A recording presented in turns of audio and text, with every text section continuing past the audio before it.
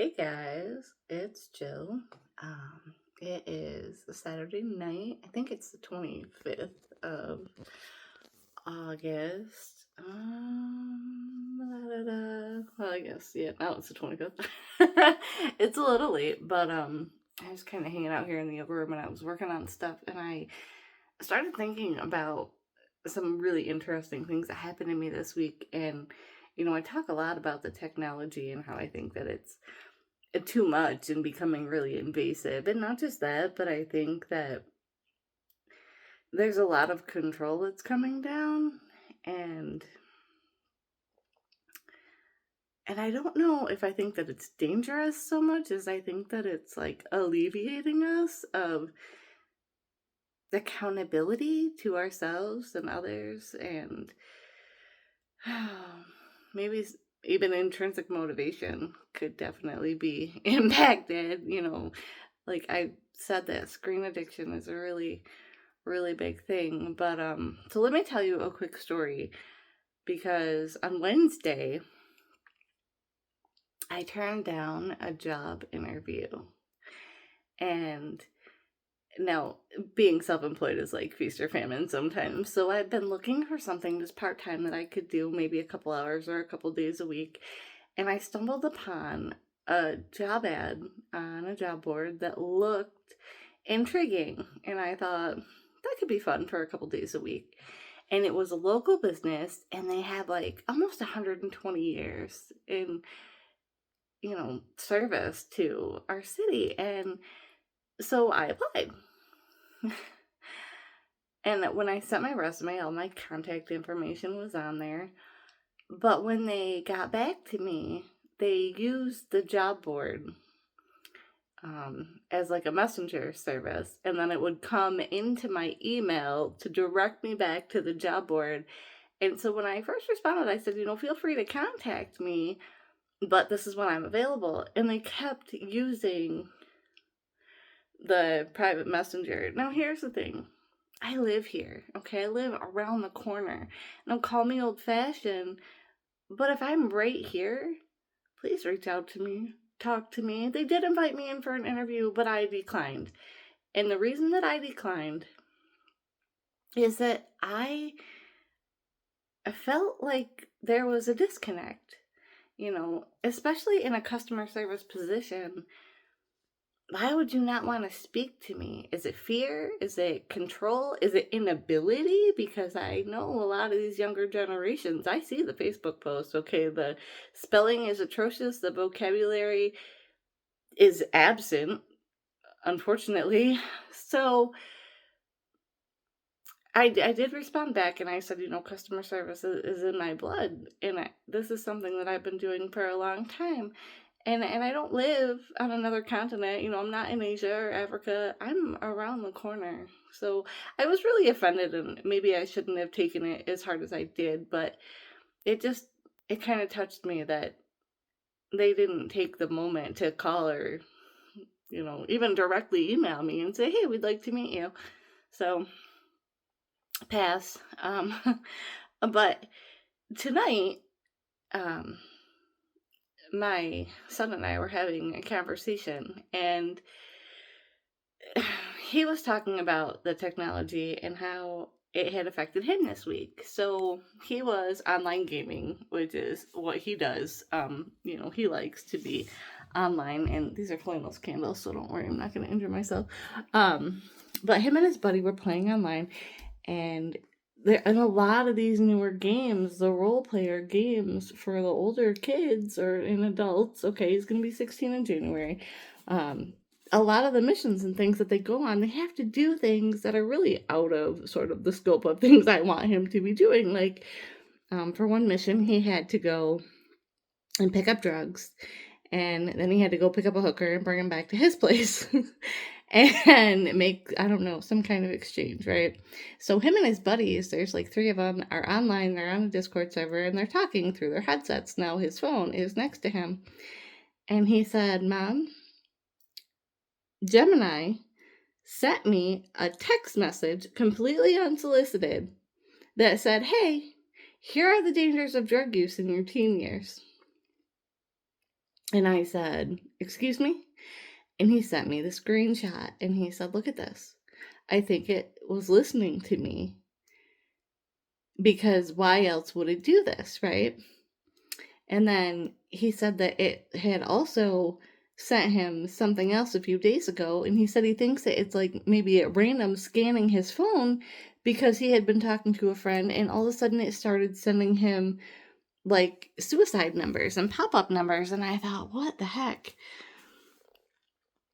So there is a way to go into your Google Play and turn off these settings. You have to actually go into your Google account, and then you have to scroll over to like app permissions. There are videos on YouTube on how to do this, and I highly recommend it. If you use like Hey Google, obviously that's not going to work for you.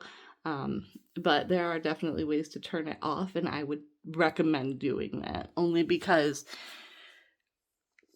every time you agree to the updated terms of service, unless you're really reading the 17 pages of nonsense, we don't know what we're agreeing to anymore, friends. Okay, and that's really the truth of it. Which brings me to my next point. My daughter and some friends went to the fair today, and it is cashless ticketing and parking. And I have an issue with that because, again, the erasure of humanity and the elimination of accountability. And you can say, well, Jill, maybe it's not such a big deal, but our cash is stamped right on it for all debts, public and private. So for them to not be accepting cash is kind of enraging and very dangerous. And I have spoken on this before, that if we lose on tangible money, every single thing that you purchase will be blockchained, will be tied to you, will be tied to your social credit. Now, I don't know what you do in your homes, and I don't know what your hobbies are, but I can tell you that there's at least one thing that you purchase that maybe you don't want people to know that you purchase, okay? Whether it's cigarettes or toys or who knows, okay? And there are things that people use for health, even, in different medicines. All these things are being tracked. Now, where does the line draw between the technology and HIPAA? If you're purchasing medicines online, if you're doing telehealth online, and Gemini is listening to your telehealth and your blockchain is tracking all the medications you're taking, it just seems invasive. It seems like your human sovereignty is going away. Well, it is, okay? And we see that even more now with smart meters. Smart meters, as of right now, you can opt out of smart meters. Do I think that opt out is going to last very long? No. I think within a couple of years, smart meters are going to be all the rage. Now, I was at the orthodontist office with my kiddo this week, and there was a substitute or a teacher aide there who knew my daughter, and they picked up a conversation, and I kind of guided the conversation to, I was concerned with the things that Google was collecting and that she'll be typing everything that she does into a Chromebook this year. And the conversation sort of turned, and someone said that their smart home on the grid had been adjusted by the system this summer. And I said, excuse me? And they said, yeah, we had the AC set in the house, and I came home and it had been set at like 71 or 75, whatever it was. It had been dialed 2 degrees to 73. And I went, oh my goodness. And I think the reason I don't remember the number, it was just because I was so floored. And I thought, wow, and there it is, friends. Okay, that is the control. And that is with your electric cars. You are going to be tapped into that grid. You're going to be limited to where you can plug in and get energy, but you're also going to be tracked every single place that you go.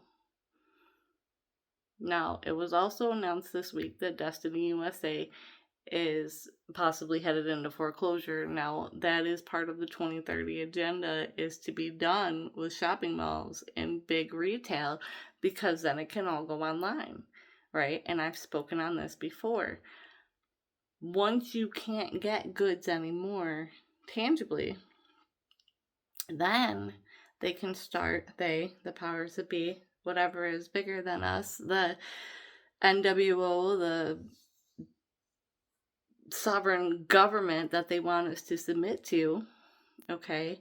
These are the links in the chain: the smart meters, the smart cars, the taking away the cash at entry systems, clear bags at events now. We're not even allowed to carry our Kotex in our bag without everybody knowing that we have them, okay? There's no more privacy at all. It is going away very quickly. And I say these things, and a lot of people get angry at me because they're very triggered, or they think that I've lost my marbles, but we are watching it happen. And lately, it almost seems like time is speeding up exponentially. Okay, this week was a huge week for me. This was like 4 or 5 events that let me know, like, hey, things are shifting and things are changing, and this may not be for the benefit of humanity, okay? Now, a few years ago, I was told that around this time would be the time to start really getting your families off the grid, which means land, water, someplace away from all of this technology, because it is going to become so exponential. Now, people think, oh, this isn't such a horrible thing. But let me ask you this. If you don't go to the fair this year, and you don't go next year, and you don't go the year after, is it possible that the fair is going to go away? We saw the closure of Wheelock rides this year that shut down a lot of county fairs. There were no rides and carnival games because there wasn't enough vendors to be present at these places. The local one here in town is still around, but Wheelock rides was huge and was a big part of a lot of our childhoods. If the fair goes away, then we're losing out on entertainment. And if we're losing our shopping malls and we're losing our fun centers, we're going to be left with nature. But you're not going to be left with nature when you're in a 15-minute city, or you're living in the line, right? And your apartments are all inside these shopping malls. You won't be allowed to leave. That is a real thing. And Orwell warned us of this. He warned us of the screens that would tell us, hey, you're going to get up and do some jumping jacks. Hey, you got to be accountable at this time in the morning. Hey, you didn't go to the fair last year. Well, we're not going to close it down, but guess what? You got to go once every 3 years, and we're going to track where you are, because that's what's happening. Because now that you bought your ticket to the fair today, they know that you went to the fair, and they know when you were there. They know where you parked. Now, do they already probably kind of know those things because they're tracking us through our phones? Yeah, they are. But is it easier to matrix a system because the technology is there, friends? It's there, and we don't think about it because it's so removed from us and it's so exponential. But they can set algorithms to your name, your location, your phone, and then tie in all your social medias. And maybe some of you are going, hey, so what? Big deal. But maybe some of you have never had to have a nervous breakdown. Maybe some of you have never been through a breakup and had emotions that you didn't want people to see. And that's possible because, I mean, SSRIs are dangerous as shit, and they mask emotion and shut you down so you can't feel anything, which is why they're terrifying. You know, MAOIs, well, who doesn't love those, okay? But that big pharma conversation might be a conversation for another day, but I guarantee you that medicine is weaponized. It's already been weaponized, and when they tie it to technology and things like telehealth, it has the potential to be dangerous. Okay. You know, people have had phalluses for thousands of years. We've found them. Hashish pipes, same thing. We've found them. Okay. So when the rules start to change as to what you can do and what you can't do, you're going to look around and go, wait a minute. Where's my privacy? Where's my sovereignty? When am I allowed to just be human? The technology is very quickly shifting things, and I see that in everything. I see it in the technology pockets on shopping cart covers for toddlers. I see it in Coco Melon, changing things like Baba Blue Sheep. I don't know what the hell that is, but Coco Melon is like part of the downfall of society. I don't need to see the teacher's bra straps. I'm getting a little ranty here, but I want you to start connecting the dots that all of these things are coming together, changing the alphabet song, language cleanses. There are a lot of Fourth Reich themes running lately, especially the word joy. And you can tie that back to the 30s and 40s. A lot of this is on my Facebook page. If you're interested, head to my Facebook page. There's a lot, you guys, okay? But connecting the dots is becoming really, really important in understanding that our actual humanity is being erased, and whether it's through language or connectivity or products that we can access, hobbies that we have, we are in a clinch right now, and what we do from here is going to decide where we go. Collectively, we're making a choice right now, and a lot of people are choosing not to understand and not to stand up. I need more people to come with us, okay? And I'm not saying that all technology is bad, okay? Facebook came around, 2009, 10. My little brother was in a desert. He was in Afghanistan. He was a Marine. And, sometimes we didn't know where he was for days or weeks at a time. And he could check in on Facebook and be like, hey, here I am and I'm doing okay. And we had never had technology like that before. But do I think that humans were ready for that kind of technology? No, and we prove that every day. We prove it by the things that we share on Facebook and things that we're allowing our kids to have access to. So it has its ups and its downs, and we have to really be aware of what we're doing, and we have to understand that it is a huge responsibility and that it can be weaponized against us. Okay. So, if you have thoughts, please let me know. Know that I love you, and this is the only reason that I am speaking on these things is because I want to see a better tomorrow. I want to see stronger kids. I want to see better mental health. Okay. I want to see a decline in our drug use, which is astronomical right now. So, oh, one more thing before I forget. AI in the classroom. I was reading articles today that are making news headlines that they want to start assisting teachers with AI. Now, I can guarantee you that ChatGPT has not been advantageous to our younger generations, middle school and high school kids going to ChatGPT going, give me the answer to this. I didn't read the book. Okay, because what's happening is they're not retaining anything. They're typing in the question, they're getting an answer, they're copying, pasting it into Google, and oh, there it is. Did they learn anything? No. Did they read the book? No. Are they going to retain what ChatGPT gave them? No. Okay. Help, uncle. I don't know, you guys. Like, where do we go with this? Read to your kids. There's so much literature out there. Books are still readily available.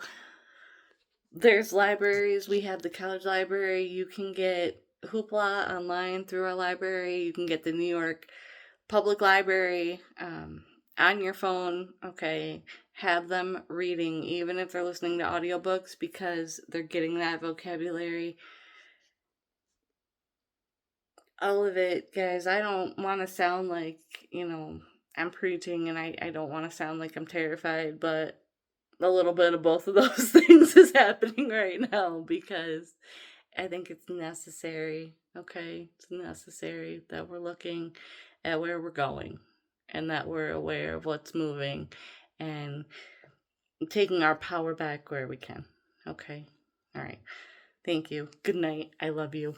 I'll talk to you guys later.